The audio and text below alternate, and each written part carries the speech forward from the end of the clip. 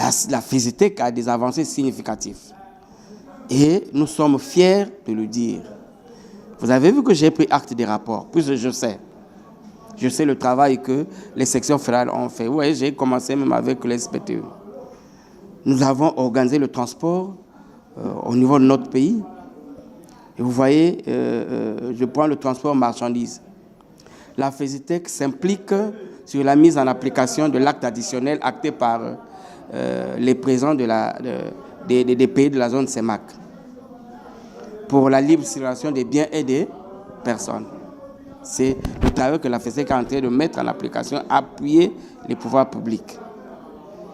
Et ce travail-là a démontré que 2026 pour nous, ça sera juste la confirmation. Nous sommes l'unique et la première fédération des transporteurs à l'informel ou formel au Congo. Le syndicat obéit et fait obéir aux lois édictées par l'État. Le syndicat ne peut pas se lever un matin, aller accepter un document qui n'est pas acté par l'État, ce n'est pas possible. Vous voyez, quand nous parlons de cette frais de capacité, on retrouve ça dans l'arrêté 490. C'est là, dans l'arrêté. On retrouve ça dans la loi de finances 2025. La carte du travail, là est où? On retrouve ça où? Nous, on n'a pas refusé. Nous avons été en face du DI. Nous, on a dit au DI, il faut reprendre le travail. Reprenons le travail parce que, oui, on vous parle d'intersyndical. L'intersyndical, ce n'est pas une organisation, ce n'est pas une plateforme.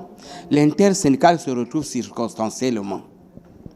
Quand il y a des problèmes, je reprends notre secteur de transport, quand il y a des problèmes liés au transport, qui regardent sur le plan national, donc tous les syndicalistes. En ce moment-là, le gouvernement ne peut pas négocier syndicat par syndicat. Il appelle tous les syndicalistes. Et les syndicalistes se retrouvent en intersyndical. Et le syndicat majoritaire dirige le groupe. Et si on finit de négocier avec le gouvernement, chacun repart chez lui, il n'y a plus d'intersyndical. Mais vous, messieurs les journalistes, et vous, excusez-moi, et vous et les pouvoirs publics, l'intersyndical. Bon, nous disons que c'est vous, les journalistes, qui les a encouragés, les pouvoirs publics. Il n'y a pas l'intersyndical. On parle de la carte de travail. La carte de travail, nous avons dit, monsieur, la carte de travail. Nous avons la carte des transporteurs qui on donne au patron par la Direction générale du transport terrestre. C'est dans la loi de finances 2025. Il y a des arrêtés. Bon, même Brazzaville, la mairie de Brazzaville s'est levée un matin là-bas, sont en train de faire la campagne d'immatriculation des conducteurs pour la carte de... Attends, on va faire combien de cartes aux chauffeurs? C'est là où nous avons dit, nous avons suggéré à l'ACPE. Ce que nous voulons, nous vous proposons, c'est que de faire enrouler tous les conducteurs à l'ACPE. Pour que ceux qui vont les recruter, on vient les recruter à l'ACPE. Parce que les chauffeurs sont recrutés dans la rue, sont renvoyés dans la rue. Or, si l'ACPE peut les enregistrer, on vient les recruter chez eux là-bas. Et là-bas, l'ACPE prépare une fiche. Donc moi, quand je viens pour recruter un chauffeur, là, je sais que je vais parcourir la fiche. Là. Le chauffeur, là, on doit lui signer un contrat de travail.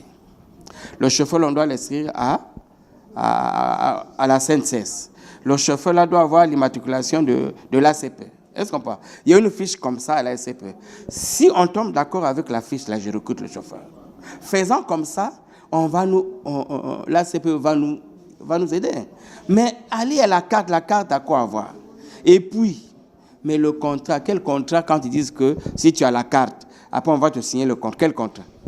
Il y a deux types de contrats. On va signer quel contrat? C'est ça, on va signer quel contrat?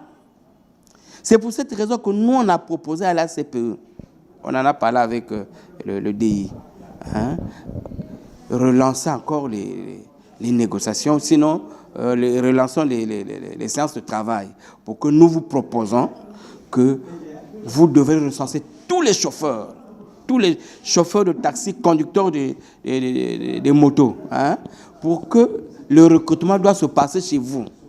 Et chez vous, là-bas, il y a déjà une fiche. Moi, je viens vous donner la fiche. je parcours la fiche. Je suis d'accord. Je m'adhère à recruter le chauffeur, mais je dois remplir les conditions qui sont dans la fiche. Ça serait bien comme ça. C'est en ce moment-là que nous avons dénoncé. C'est en ce moment-là que nous avons dénoncé cette carte de travail. Mais nous ne sommes pas contre, parce que la CPE vient pour assainir notre secteur, dans le bon sens, oui. 2026, la VESDEC va réaliser ce qu'il n'a pas pu faire en 2025. Et la VESDEC aura des avancées significatives. Je m'adresse à tous les transporteurs en général, et en particulier les transporteurs de la CSTC, que l'année 2025 était pour nous une année d'épreuve.